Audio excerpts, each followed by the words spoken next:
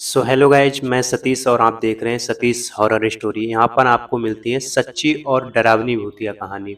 तो अगर आपको ऐसी ही वीडियोज देखना पसंद है तो हमारे चैनल को सब्सक्राइब कर सकते हैं, जो कि बिल्कुल फ्री ऑफ कॉस्ट है। यहाँ पर आपका कोई पैसा खर्च नहीं होगा, ना ही हम आपसे किसी प्रीमियम के लिए कहेंगे। तो चलिए दोस्तों, आज बढ़ते हैं आज की कहानी की ओर।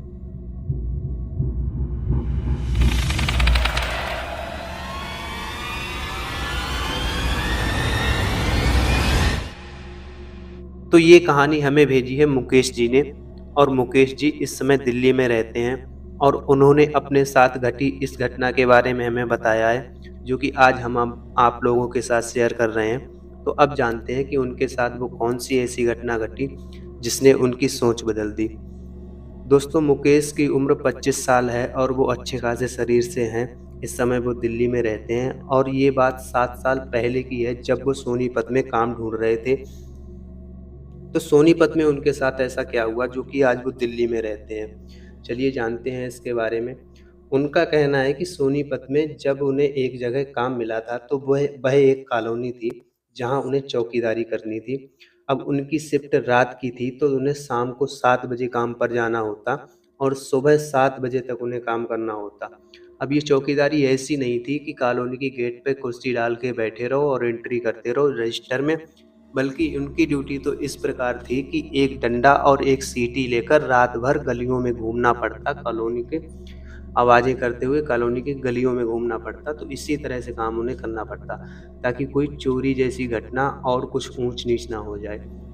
इसलिए चौकीदार गलियों में राउंड लगाता रहता था। तो अब तनख्वाह भी अच्छी थी, तो मुकेश तैयार हो गया काम करने के लिए। अब नया नया काम शुरू किया था तो मुकेश के मन में भी कहीं ना कहीं खुशी थी। अब वो खुशी से अपना काम करने लगा। शाम को 7 बजे से पहले ही अपने काम पे पहुंच जाता और सुबह 7 बजने के बाद अपने घर चला आता।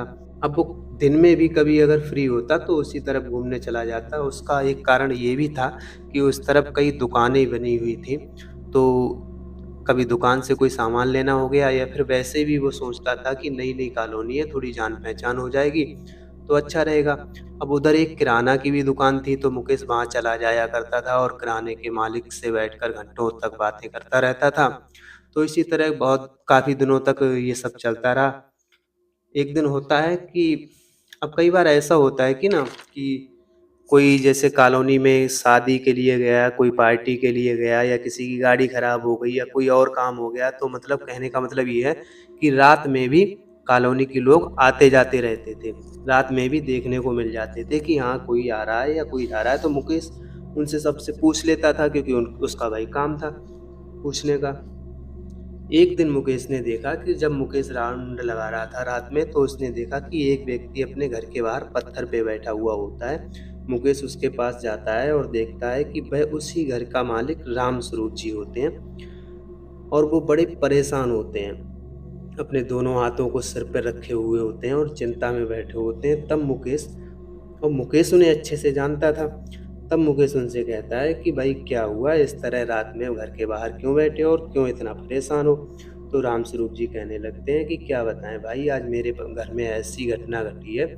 आज मेरे घर में ऐसा कुछ हुआ है कि मुझे बाहर बैठना पड़ रहा है और मुझे अपने परिवार वालों की बहुत याद आ रही है। तो मुकेश कहता है क्या कह रहे हो भाई, परिवार वालों से दूर थोड़ी ना बैठे हो, पास में ही तो बैठे हो, घर के अंदर जाओ और परिवार वालों से मिल लो।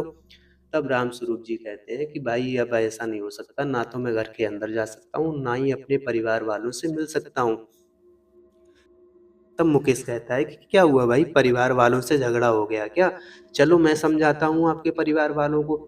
तब राम स्वरूप जी कहने लगे कि नहीं भाई, अब इस सब से कोई फायदा नहीं होने वाला। तो तब मुकेश कहता है कि भाई ऐसा है कि राम स्वरूप जी अब रात हो चुकी है बहुत, अब काफ़ी रात हो चुकी है, अब आप अपने घर के अंदर जाओ और मैं सुबह आऊँगा तो आपके परिवार वालों से बात करूँगा कि नहीं भाई ऐसा नहीं करते, बड़े बूढ़े के साथ ऐसा ही क्या करना। तो राम स्वरूप जी कहते हैं कि कल मैं घर पे नहीं मिलूँगा। तो मुकेश कहता है मैं आऊँगा क्यों, कल क्या कहीं बाहर जाने वाले हो क्या? तो ऐसा कहकर मुकेश आगे की तरफ चल दिया और जब सुबह दूसरे दिन उस तरफ के लिए गया तो मुकेश किराने की दुकान पे पहले पहुंचा और वहीं बैठ के किराने के मालिक से कहने लगा कि पता नहीं राम स्वरूप के घर में ऐसा क्या झगड़ा हुआ है भाई, कि रात में परेशान हो रहे थे पत्थर पे बैठे-बैठे। तब दुकान का मालिक कहने लगा, क्या कह रहे हो भाई, राम स्वरूप जी का कल देहांत हो गया है और उनका सूर्य उदय से पहले ही उनका अंतिम संस्कार किया गया है। तब मुकेश कहता है कि नहीं भाई, मैं रात में मिला हूँ उनसे। तो दुकानदार कहने लगा कि भाई, ये सब बातें जो तुम यहाँ कह रहे हो उनके परिवार वालों के सामने मत कहना, क्योंकि उन लोगों को सुनने में काफ़ी परेशानी होगी। तो दुकान वाला कहने लगा, कल मुझे कोई ज़रूरी काम लग गया था, तो उनके अंतिम संस्कार के लिए समय मैं पहुँच नहीं पाया। तो चलिए अब चलते हैं, उनके परिवार वालों से मिल के आते हैं, उनका कुछ हाल-चाल पूछ के आते हैं और इसी बहाने तुम्हें ये भी कन्फर्म हो जाएगा कि हाँ, उनकी मृत्यु हो चुकी है। तब ये दोनों चल देते हैं राम स्वरूप जी के घर।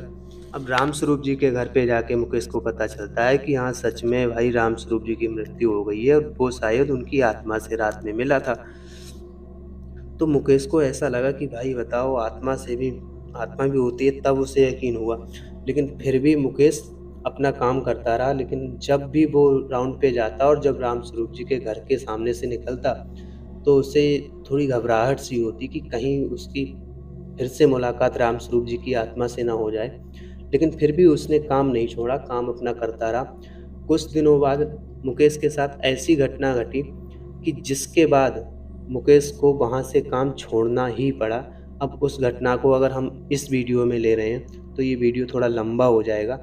तो इसीलिए हम कल वाली वीडियो जो कल बनाएँगे, उस वीडियो में इस घटना को बताएँगे कि मुकेश के साथ ऐसी कौन-सी दूसरी घटना घटी जिसकी वजह से उसे काम छोड़ना पड़ा। और भाई, इस घटना से अगर उसने काम नहीं छोड़ा, तो आखिर अगली घटना कौन-सी ऐसी घटी जिसकी वजह से उसने काम छोड़ दिया।